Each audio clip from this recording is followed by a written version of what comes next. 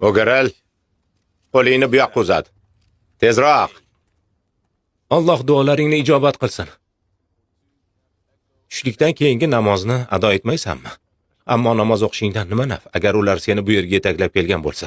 Ishonaver menga, undan foyda yo'q. Shu yerda xato qilding. Har doim dunyoni ko'rsam deb duo qilardim. Bu yerda suhbatdosh tanlashda ehtiyot bo'l.